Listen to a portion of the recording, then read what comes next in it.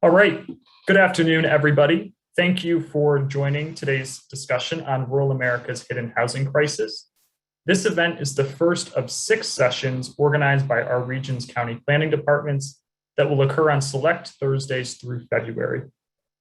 Our goal is to convene a diverse group of community stakeholders to learn about the Southern Tier's most pressing housing challenges. We hope these sessions will be informative, promote collaborative best practices, and facilitate equitable and sustainable solutions. This series has been designed for municipal leaders, economic developers, planning professionals, and industry partners. However, we encourage all members of our community to register and join us in this conversation. I will enter in the chat link the link to our industry summit page, where you can register for all of our upcoming sessions. You're welcome to share this page, as well as visit our Facebook for future events. Before we begin, please ensure that your microphone or audio is on mute. During the panel discussion, if you have any questions, please type them in the chat box. I will monitor this throughout the session. I would now like to introduce our esteemed moderator, Shane Butler, the Director of Planning and Airport Administrator for Shenango County. Shane, thank you for volunteering to guide today's session. The floor is yours. Thank you, Evan. Hello, everyone. The focus of today's session is a broad overview of the housing challenges many of our communities and constituents are facing across the Southern Tier. We're going to discuss rural and urban challenges, the differences between different types of housing, and begin to develop an understanding of the regional context to help inform our future discussions. So first off, I'd like to introduce today's speakers. First is Mayor Hal McCabe.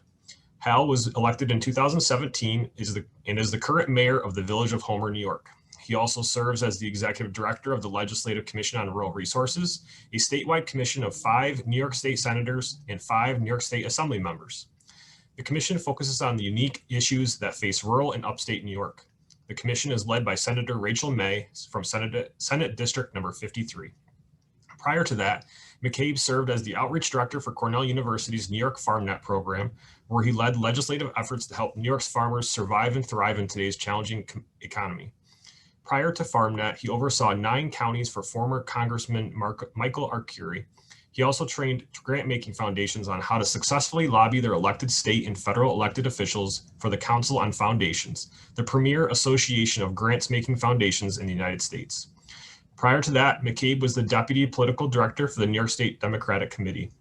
He attended Ithaca College, where he received a Bachelor of Science degree in Communications and Public Relations, and then went on to graduate studies in political management at George Washington University. He and his dog Hamsterpotamus reside in the Village of Homer, New York. Second is Michael Borges. Michael was appointed executive director of the Rural Housing Coalition of New York in September 2020. He previously served as executive director of the Association of School Business Officials for 8 years and as the executive director of the New York Library Association for another 8 years. He also has 10 years of experience as a city and county planner and economic developer and has a master's degree in regional planning from SUNY Albany. Last but not least is Shelley Johnson Bennett. Shelley has been the director of Delaware County Planning and Watershed Affairs for the past 5 years. Prior to being director, she was Delaware County's chief planner for 18 years, where she supervised the county's Town Planning Advisory Program, a circuit rider service that provides the towns and villages of Delaware County with assistance to their local planning and zoning boards. As director, she is an integral part of the county's robust watershed management program, which includes protection of 2 of the largest reservoirs serving the New York City watershed. She is also the hazard mitigation coordinator for the county and has been intimately involved in the redevelopment of local communities that have experienced catastrophic flooding and loss of affordable family housing stock. Over the past 20 years, she has worked on 5 major flood buyout projects that ultimately acquired and restored 211 flood-prone properties in Delaware County. She has firsthand knowledge of the impacts to communities that have lost substantial housing stock, in addition to the loss of value for housing that has remained in these flood-prone communities. The lessons that she has learned includes the correlation between being able to provide for safe, affordable housing, quality of life, and job creation. So thank you all for joining us today and for being willing to share your insights. So now we've actually prepared some questions to get our conversation started and encourage members of the audience during our discussion to enter their questions in the chat. So first of all, let's establish a shared vocabulary. We've compiled several definitions for different types of housing. Affordable housing. So what we mean by that is affordable housing is generally defined as housing on which the occupant is paying no more than 30% of their gross income for housing costs, including utilities. Low income housing. For individuals with incomes below 80% of the area median income, AMI. Workforce housing. Workforce housing is defined as housing affordable to households earning between 60 and 120% of the area median income. Again, that's the AMI. So to all my speakers, do you all agree with these definitions? Anything that needs to be refined? Do they exclude any residents that which they are not meant to serve? Hal, do you want to start first? I mean, I think that they're fair. I struggle with coming up with a better one. I always hate using the median as a point, because I'm not really sure what the best way, honestly, to capture the folks are with this. I struggle. I don't know if it's accurate and correct, but I don't have anything better offhand. Maybe one of the other panelists has an idea of a better formula to use for some of these. Okay. Michael or Shelley, do you have anything to change on that or no? Well, I think they've been okay, go ahead. Sorry. Go ahead, Michael. That's fine. No, I was just going to say that, those are the standards that we have to operate under, whether they're entirely accurate or not. I think sometimes when you set, standards for things, that we lose sight of the need for flexibility. So, sort of like with minimum sentencing standards in the criminal justice systems, judges sometimes have a lot of leeway in deciding whether to implement those or not. But so, I think rules and regulations are great, and setting certain parameters for definitions and things. But I also think that when you're implementing those programs and using those standards, there has to be a sort of a backdoor flexibility, so that way the funding can get to the people who need it the most, whether they meet those standards or not. So I think they're fairly accurate, but I also think that there should be some flexibility when administering those. It's almost like a sliding scale is what you're saying. Something like that, yeah. I guess, Jane, I would agree with Michael on most of that. I think of these as very clinical definitions. You have to have something to define it. You have to have a place to start, especially if you're looking at funding applications or things of that nature. You need a line to draw in the sand, so to speak. But flexibility is absolutely necessary, because from community to community, the needs change.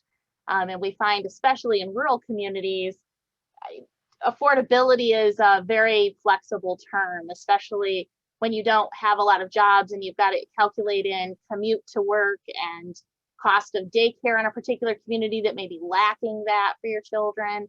So affordability of your housing becomes part of that overall family budgeting. So it does need to be flexible. Okay, great. So I'm going to start with you, Shelley. What do you see as the housing challenges in upstate New York, and more specifically the southern tier? I think especially when you look at our community cores, our traditional small villages and towns, our hamlets, our cities, our housing stock is aged. A lot of it was built many years ago. A lot of it was built around World War II and through the industrial age. And I know, like city of Binghamton and stuff, there was a lot of housing stock built when EJ's was flourishing. Much of that housing has aged. It doesn't meet current LED standards. Those are houses that are hard to heat. They're hard to maintain. And I know in Delaware County in particular, but I know in many of the communities, a lot of these housings are in our floodplains. And the cost of flood insurance really drives whether or not a community can afford to keep that housing. A lot of that housing is large and gets cut up into apartments, and you end up with building code issues as part of all of that. So I think probably our biggest issue with housing challenges is that our current housing that is available is aged, and it's really needs to be brought up to some sort of specifications. that housing needs to be, it's got to be better insulated. It's no longer affordable when, great, you can buy it for a great price, but man, you got to put a ton of cost into repairs. And now to meet the new building codes, that drives what repairs you need. So now your $100,000 home just became a $200,000 home because it's not as simple as just replacing the roof shingles and putting a new furnace in anymore. So I think for me, that's the biggest challenges in our communities. Right, and not to mention the supply challenges and the prices due to COVID too, right? Absolutely. Mayor Howell, what do you think? I think she nailed it there. I think the only thing I would add is some of the struggles that we find, and I like that you touched on the code issues when land, property owners divide up their houses and into multiple apartments, sometimes with and sometimes without code oversight. So we have that struggle. We have the struggle where a lot of the housing is owned by a few folks. Sometimes those owners are responsible and sometimes those owners are really not responsible. And so you wind up with a lot of the rental properties just being truly abysmal. And then of course it's impossible to build new affordable housing at this point. I mean, I don't think that there's anybody that's really able to build affordable housing for people in this climate with the cost of materials without serious grant aid. And so that's a major problem that we have. And then of course, we also have a problem with a lot of the property owners are out of state. And so it's hard to get them to maintain their properties properly. We actually had someone that they needed to mow their lawn. We got the code on them. They sent us a photo, said it's all mowed of a person mowing the lawn. And the photo we knew from what we could see was several years old. So it's really kind of despicable the way some of them act. And so we have a challenge just trying to keep them in line and make sure that their properties are livable, safe, and realistic, for our residents. Okay, and Michael, what housing challenges do you see?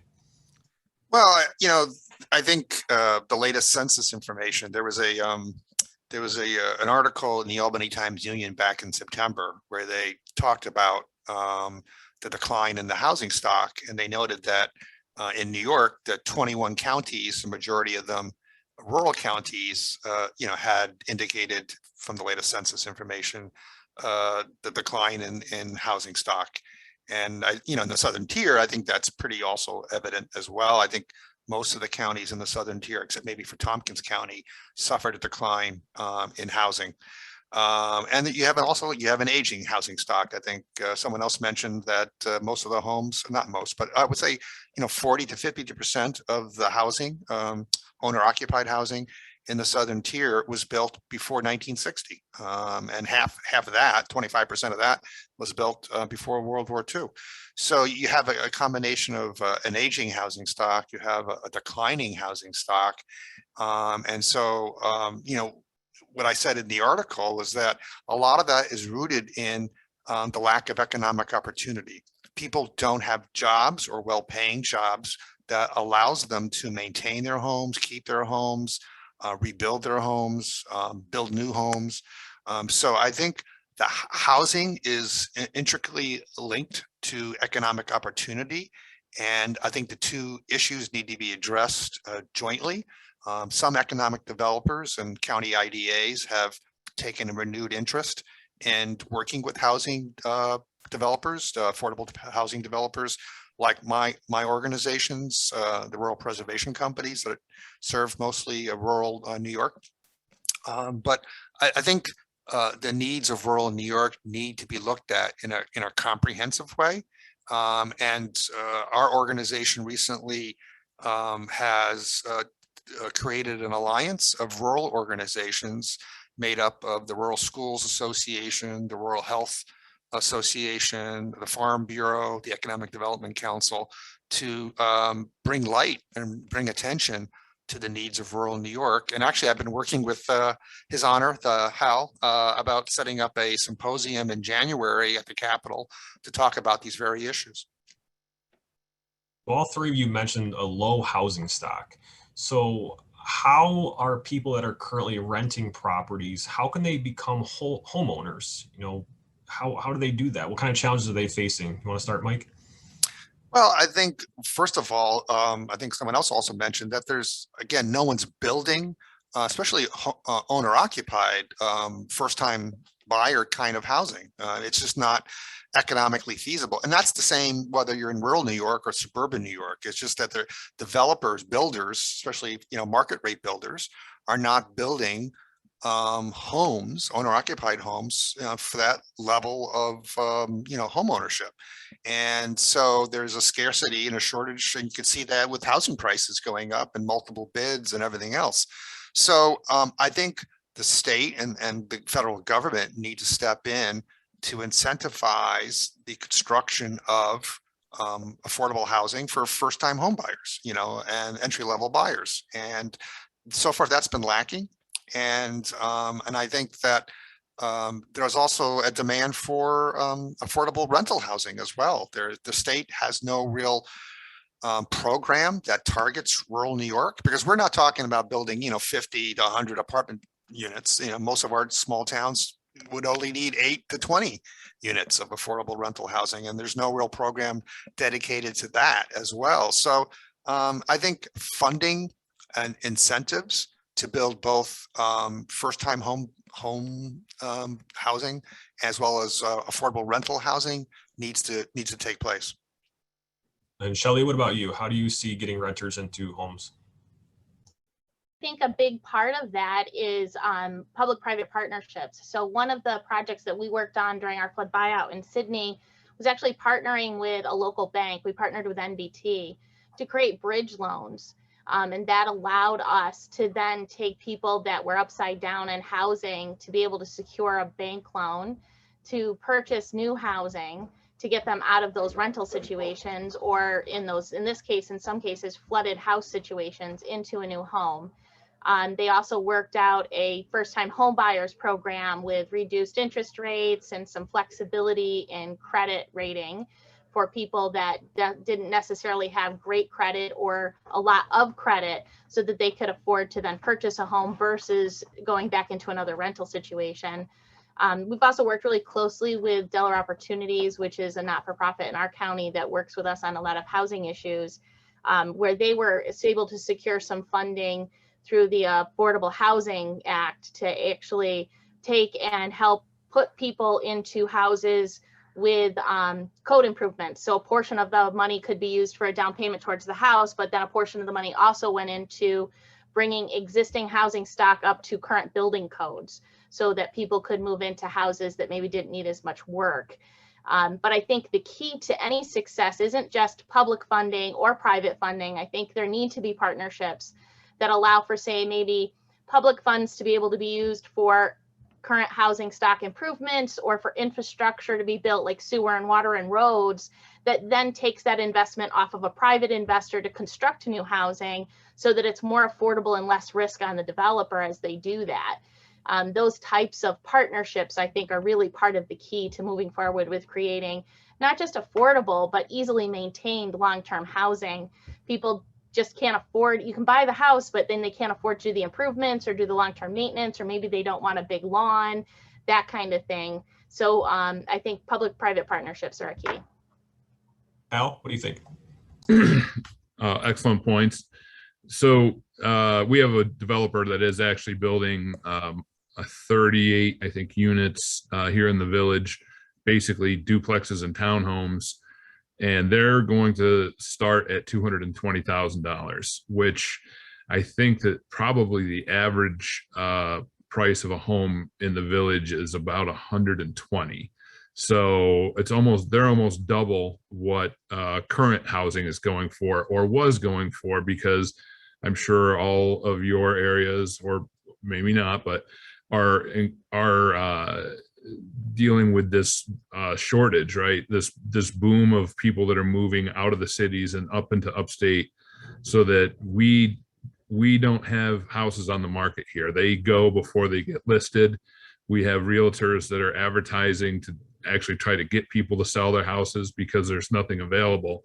So whereas we didn't really have a housing boom and collapse in 2007-8 like everyone else, I think we're starting to see this increase in prices. You know, most houses that are selling here are going over asking price now. So that's going to make it really hard for a first-time home buyer. You know, the new houses are prohibitively expensive, and the old ones are going so fast. One thing that I think would be great, and I you know, I'm sure that most areas deal with this, are reclaiming zombie properties and trying to make that an easier thing, where we can figure out how to purchase or get some of these zombie properties off the market and either do some rehab ourselves or sell them to someone who's prepared to rehabilitate them. We've got a house here in the village that's been in a divorce battle since before I became mayor, so over 5.5 years, and it's just deteriorating year after year. And people are always trying, can we buy this house? Can we buy this house? There's nothing we can do because it's tied up in this never-ending legal battle. And then there's, you know, there are other properties that are they're just outside of our grasp in terms of us being able to use some sort of, you know, legal means to get the property so that we can get it back into use. So that's something I think the state needs to step in and help with, really. And I'm not sure exactly what that legislation would look like, but. Okay. So you kind of talked about the housing prices and how they've continued to escalate with the migration of the people from more of the metropolitan areas to our rural areas. Have you seen a increase in the amount of rent costs as well in Southern Tier? I will say here, yes, absolutely. I am kind of shocked at what starting rent is for an apartment. Basically, anywhere in Cortland County, you're looking at $1,000 rent to start, and that's generally without utilities, and that's for not a nice apartment. Things are, you know, we're close because of our proximity to Tompkins. Tompkins is you know, bursting at the seams, and so we're getting a lot of people that are commuting to Syracuse or commuting to Tompkins from here. But we're also getting a lot of people that are moving because now everyone realizes that remote work is possible. And I know we're going to talk about the broadband issue, but we have, since we do have decent broadband in the village, we're starting to get people that are moving and saying, well, I can do my job from anywhere now. And I think that's going to put an additional strain on what housing availability we have in rural and upstate New York. Shelley, what are you seeing in Delaware County? I think primarily in Delaware County, we're seeing the big issue with people coming from the urban area up here buying what available housing stock we have at pretty large prices, kind of pricing out many of our locals, which is certainly a challenge. I think the other piece that we have is that for people, whether they're building new or they're trying to actually retrofit the old, the cost of building materials in the last couple of years has deterred anyone from doing major improvements. And that includes any kind of improvements that would, you know, make a house LED certified or would add square footage for, say, an in-law apartment to go on, anything like that. People are being challenged to the cost of building materials. So we are definitely seeing a pushback from the urban population pushing in. I think the other thing that being in the Catskills has exacerbated part of our housing stock issues over the years is that we've traditionally had a number of second homes or homes that were vacation homes for people that would go on the market periodically and kind of kept a rotating housing stock. But with Airbnbs and other, you know, online visitor sites of that nature, it's taken that housing stock out of the market altogether because people are holding on to it and they've become income properties. So we're actually seeing a number of properties that would have turned over in the past that aren't turning over and becoming available for purchase because they're actually becoming rental income properties.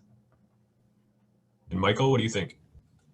Well, yeah, I think, there is, an inflow of people from urban areas and downstate to the rural parts of New York.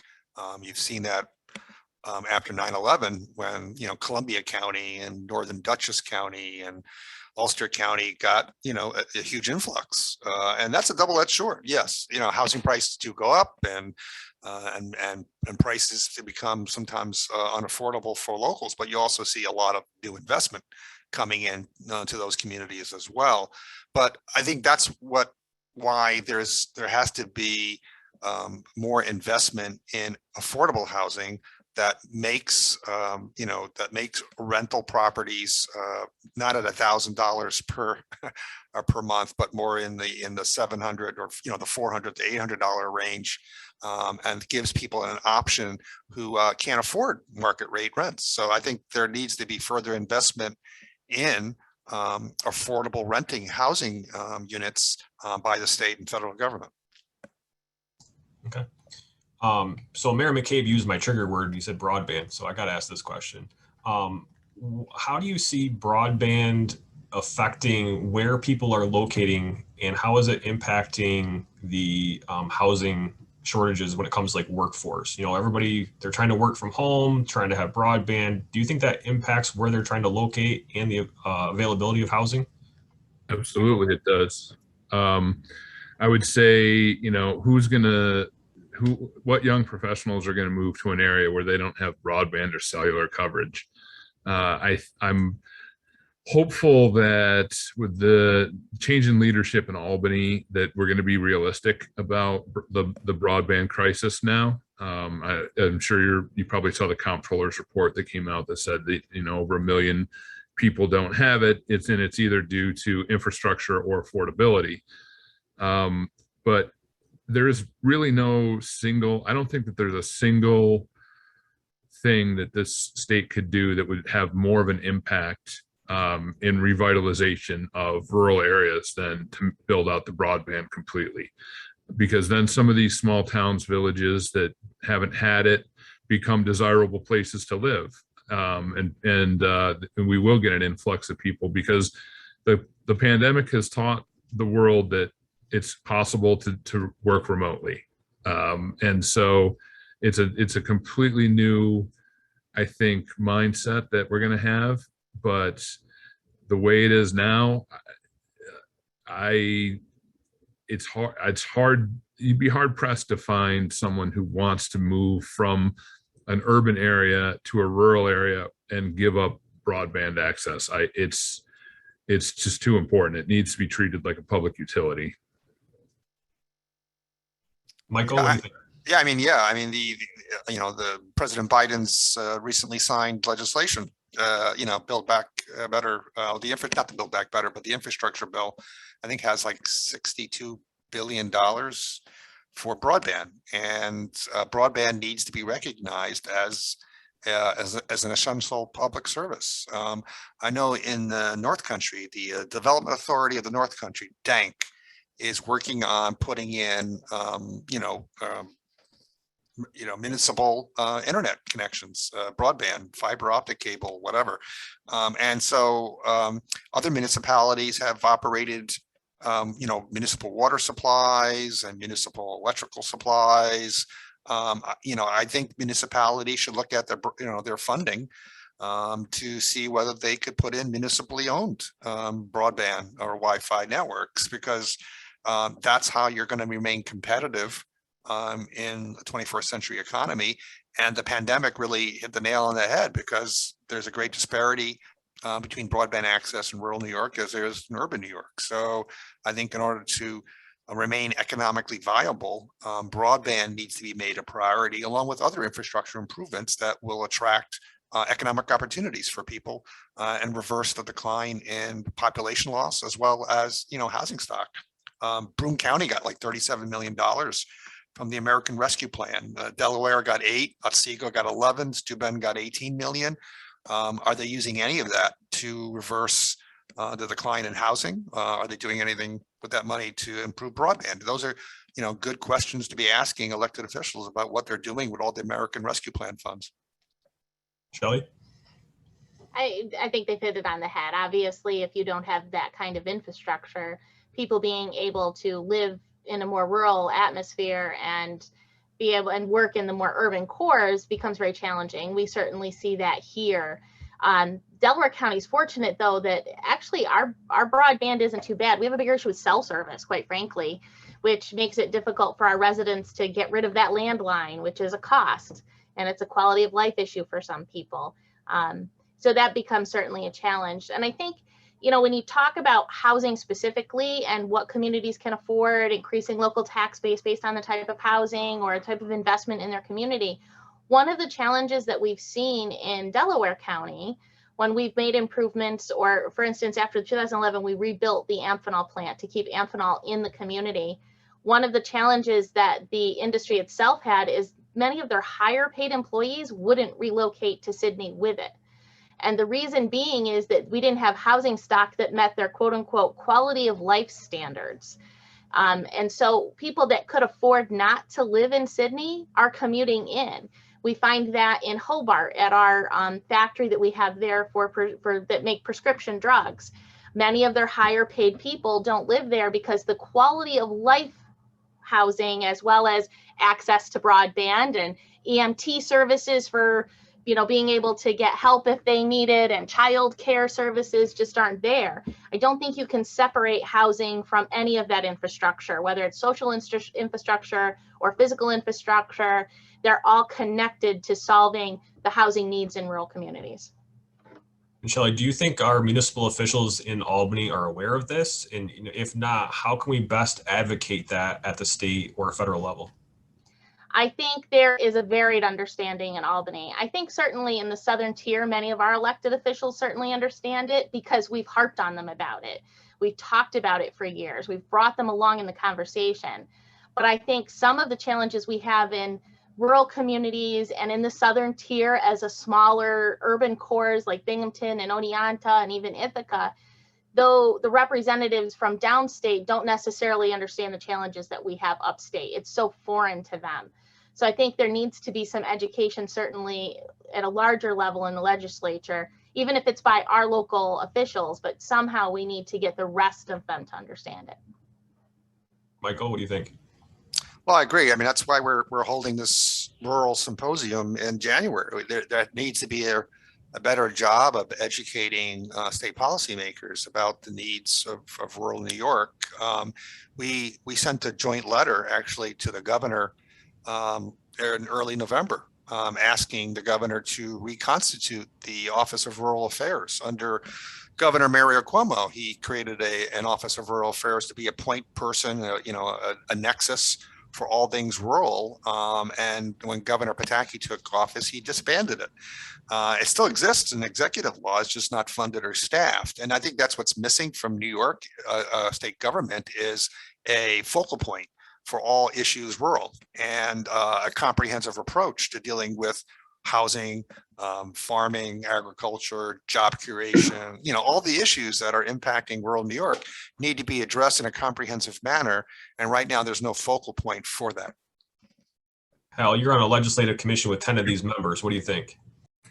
Well, so a couple things. Yeah, the commission that I'm the executive director of would be a great, sort of focal point. However, we have a staff of 2. I know that years ago they had up to 15 people employed in this office. So we're really very underfunded at this point. And so I would like to, I always ask for more funding so that I could bring on more staff. So that we could study more of these issues. Our next issue of Rural Futures, which is a magazine that we put out, is going to be about what rural New York has and what rural New York lacks. Because I think, since a lot of our downstate legislators don't really understand a lot of the things, they don't understand the lack of EMS service. They don't understand the lack of hospitals. They don't understand, it's really very foreign to them. The one issue I'll say that I have found unanimous support of is broadband. Every legislator I've ever talked to or heard speak understands the broadband issue. We were just hamstrung by the previous administration, who said, you know, it was complete, 99% done, and we were done. And so we had multiple bills that we passed to try to get accurate maps made. We had bills to try to make it a public utility.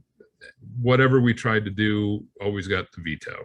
So I'm hopeful now that, again, there is no issue that I know of that has more unanimous support than broadband. And then we can start to work on educating the legislators downstate about the challenges, because their mindset of the housing issues, you know, from a legislator from the Bronx is very different than, you know, what we're dealing with up here. But they are willing to learn. We've brought a lot of legislators up from the city to tour farms, to tour some of our nursing homes, to tour schools. And so we're going to continue to do that. Senator May is really good about that, about bringing her colleagues up. So I think that I'm looking forward to the symposium in January. I think it's a great idea. And our issue of rural futures is going to hopefully come out right at the exact same time, so that we can double down and try to get as much impact out of that as we can. So we'll be looking for articles if anyone's interested in producing an article for that on, you know, whatever subject area: housing, EMS, transportation, you know, whatever. Okay. So Shelley, obviously, you know, we're both county planning directors. We advise our local municipalities. You know, we have a lot of them on here, whether they're town boards, zoning board, planning boards.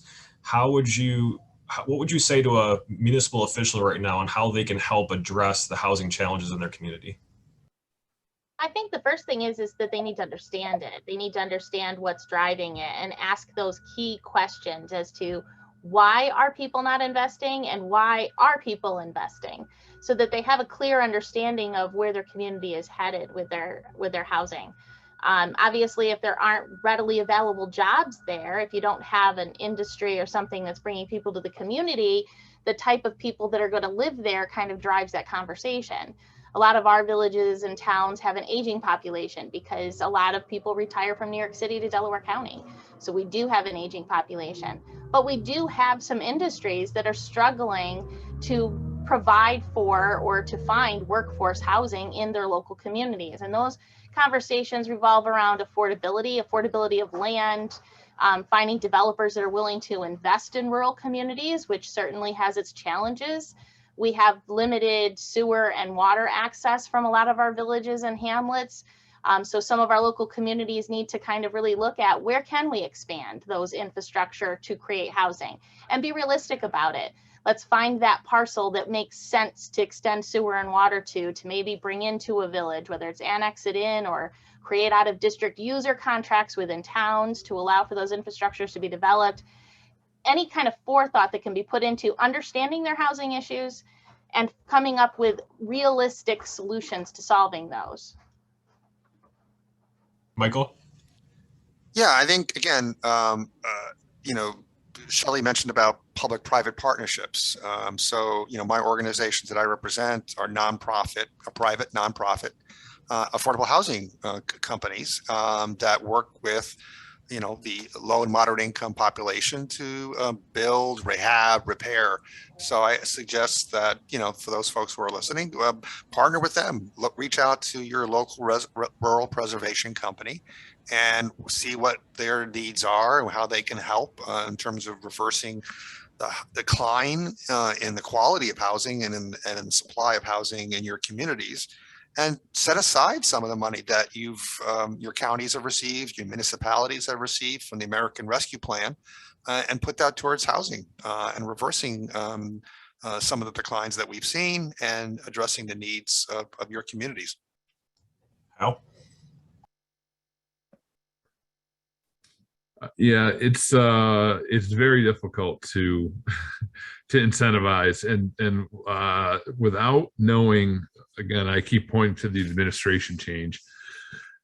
We've had 10 plus years of sort of a Hunger Games like atmosphere in terms of who gets funding for a lot of these projects. And just here where I am, projects don't get done without government support, right? So we're really looking at grant funding, public-private partnerships as being critical. The problem is we're going into an election. I hate to keep pointing, we're going into an election, so everything's up in the air. It's sort of like all the cards have been thrown in the air. We don't know where they're going to land. We don't know if are we going to continue the regional economic development councils? Are we going to continue the downtown revitalization initiatives? Restore New York, some of these grants that have been really helpful to these communities? Or are we going to have a completely new way of going after funding? I'm not sure what's going to happen. And I think that probably we won't really know until after the election. And it's going to be, even then, it's going to be difficult because if someone else wins in November, that budget is pretty much almost done at that point, right? They won't have a whole lot of time to change the direction of the ship between then and January, when it needs to be presented to the legislature. So we might not see a big change then. So we might be looking at a few years down the road before we really have any idea of what mechanisms we are going to need to use to go after some of this funding to supplement, to encourage some of this development to happen. And I would add, as a source of funding that we use all the time, and I know some of my other county planning directors use this as well, is the New York State Community Development Block Grants. Those are a great resource of funding for, especially municipalities are eligible, and sometimes that is a great opportunity for you to get some of those housing concerns addressed. So I would really look into that and even reach out to your county planning director and see what kind of programs are currently available for your area. Evan, do you want to reach out to the audience and see if they have any questions for like the last 10 minutes? Absolutely, Shane. I think we've got a couple in the chat, and certainly if there are more forthcoming, we can discuss them. The first is from Mott, and the question is, are there grant programs to encourage lease to own type of situations and environments, perhaps at the local or state or federal level that the three of you know about? Do you want to start?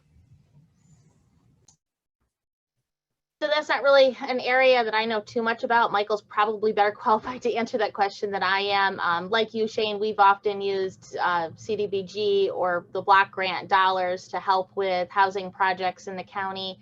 We really do rely heavily on Delaware Opportunities to help with a lot of housing issues in the county, particularly with rehab, reconstruction, helping with homelessness, as well as getting people into appropriate rental housing, that type of thing. But as far as grants for communities to do housing projects, I'm not as familiar with that.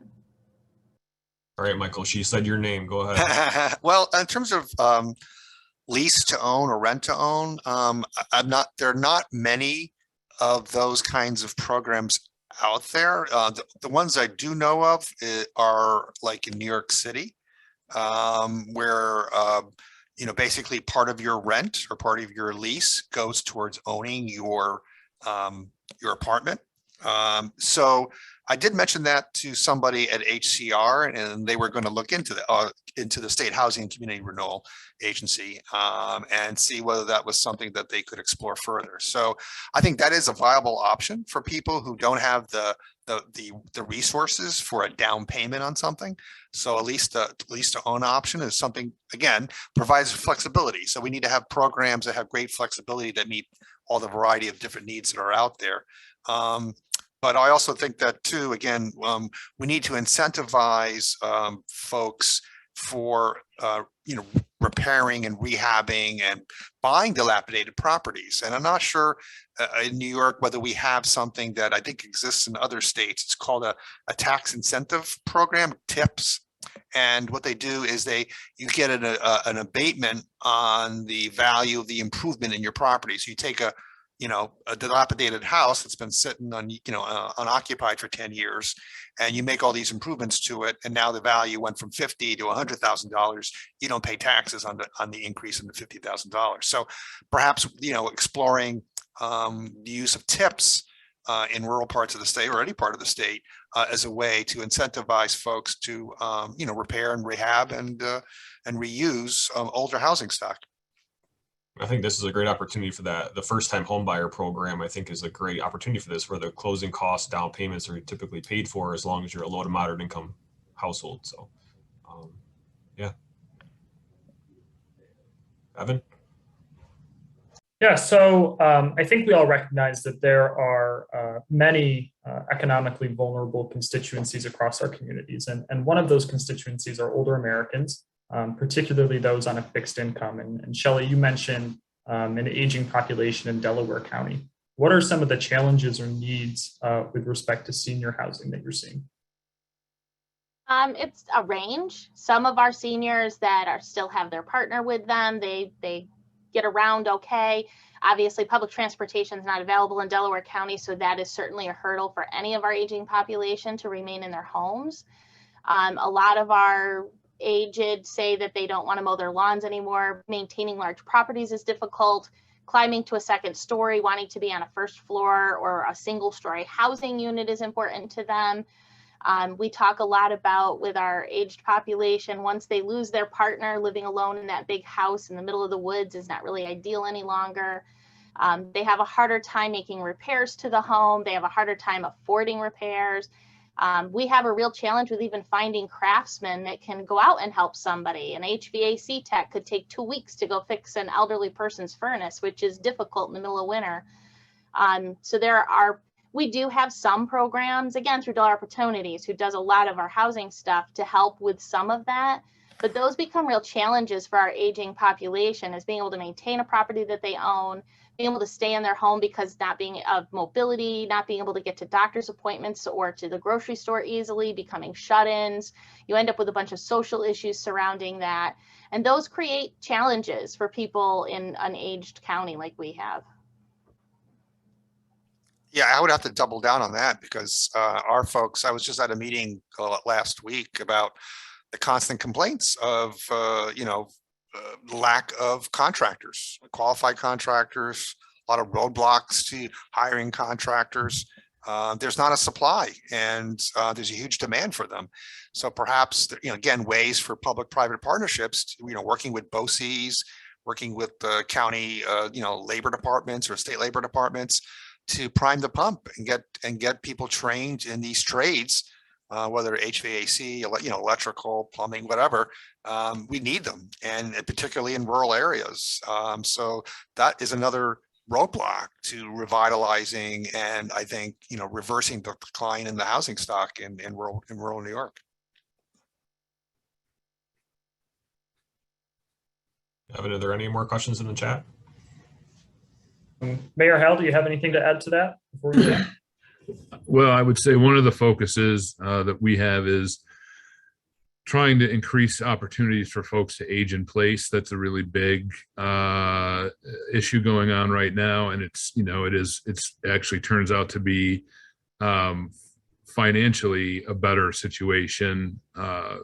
It's cheaper for someone to age in place than it is to have them in a nursing home, but there's a dramatic lack, and it's going to get worse and worse, of home health aides.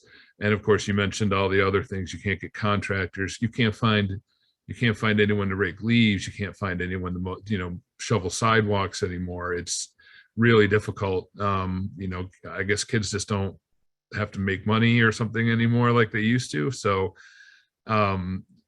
there's infrastructure that needs to be put in for attracting young families, and then there's infrastructure that needs to be put in for being able to let our residents age in place. Sometimes they're the same and sometimes they're different. Rural transportation is obviously one of the biggest issues. It's, county after county is losing any rural transportation that they have. And we're hopeful that this year we pass every year. There is an agency that's supposed to study this, but it's never been constituted and it's never had folks assigned to it. Hopefully the governor now won't veto it, and we can actually start looking at some of the challenges, for transportation. But it goes beyond transportation. Home health aides, I'd say, is probably the biggest hurdle that we're finding in the age in place realm. Great, thank you. So one other question that sort of emerged through the chat and as well as through this conversation, I think there's often the perception, whether it be due to limited funding opportunities or capacity at the local level, that issues are competing, right? That transportation and housing and infrastructure and workforce are separate issues. But I think in many minds, they're actually complementary, right? And to move one forward, we have to move the other forward as well. Can you speak to that and sort of that relationship, and if that's the right perspective? Well, that is a problem. And that's one of the things that through the Rural Resources Commission, we're able to sort of bring people together and have a hearing that incorporates all of the different topics that normally would be siloed, right? You might have a hearing on transportation, you might have a hearing on aging, and they're separate. And so you don't really get to find the synergies that way. And so we're going to try to have more joint hearings where we bring these different committees together, because other than that, it just really does exist in a world of silos, and you might have two different committees working on basically the same issue in parallel, and they don't even know it. And so hopefully we'll be able to do more of that now going forward with the new administration, because I do think it is definitely a problem. Michael? Shelley, Mike? So I'm going to put my mitigation hat on. So when I do mitigation, oftentimes I explain it like a game of dominoes. For everything that you think you've corrected in your little silo, look where the dominoes fall and you're going to hit something else. And it happens every time. When we look at communities, you can't look at one issue because they all do intersect. So whether it's quality of life that drives somebody from not wanting to invest in your community to maybe the school district doesn't have the best representation, or you don't have any ambulance service for 45 minutes. Maybe it's a broadband issue. Maybe it's just infrastructure. Maybe it's just plain there aren't enough museums around, so my family doesn't want to live here. There are a number of reasons that people don't want to invest in rural communities. And I think our challenge every single day is to how do we address each of those things? How do we solve the problems? Some of them we can legislate, obviously. There are some things where we can say, okay, we're going to privatize ambulance service and people are just going to have to pay for it. And that's one way to do it. There are other things that you just can't address. You're dealing with multiple districts oftentimes, whether it's the fire district and the school district and the village or the town districts. They don't even cross the same line. Sometimes they're totally different districts, and you're incorporating community pieces that you don't really even have any control over. So I really do look at these issues all as one great big issue, and they're all community issues. So you can't solve one by itself. You have to address them in many ways. So I certainly agree with Mayor Hal that if you're going to do it in a silo, you will not be successful. But if you can start to cross those conversations with each other and you can start bringing those players together, we might actually be able to put something together. And I think to Shelley's point, this is, as municipal officials, this is where your comprehensive plan is so important, because if you can address all of those issues in your comprehensive plan, you can then apply for grants, or the developers will see that and know where your community wants to go or what the issues are, so they can come in and help you. So I think this is a big plug for you all as municipal officials, if you're out there right now, that, this is why you do that. And as a former planner myself, that's why we're calling on state government to come up with a comprehensive plan for rural New York. I think past strategies have not worked. As helpful as these regional economic development councils have been, it's a scattershot approach. It's not a comprehensive approach. And like this conversation, we need a comprehensive approach plan to deal with all the various issues. Housing cannot be dealt with on its own. And that's why, again, hate to put keep on plugging, but we're having this symposium with all these various other groups to address the myriad of issues. It's schools, it's economic development, it's it's the housing, it's agriculture, it's healthcare. All these things are interconnected and cannot be dealt with individually or separately in a silo, and need to be dealt with in a comprehensive way. I think when I was interviewed for that article about the decline in housing stock in rural New York, that what I said, was economic opportunity. All that revolves around economic opportunity, because if you have economic opportunity, you have a better housing stock, you have money to repair housing, you have money to buy housing, you have a better tax base that can support a lot of these public services. So I think economic opportunity is sort of the nexus for solving a lot of the other issues confronting rural New York. I think this is, and to that point, I'm sure here soon, as part of Southern Tier 8, we'll be updating our SEDS plan. And I think that's where we're going to be asking for your all help in, or anytime we have any kind of plans, asking people for help. This is where your input is, really appreciated. Well, we are quickly approaching the hour. So before we conclude today's event, I just want to thank once again our panelists for this engaging and informative discussion. To those of you in the audience from across the Southern Tier, thank you for attending, and we hope to see you again on December 2nd at 12 o'clock for our next discussion on values-based neighborhood design and development. Once again, please visit our website at southerntiersummit.com to view all of our upcoming events and register. Thank you, and have a great afternoon. Thank you. Thank you. Thanks, everyone. Thanks, Evan.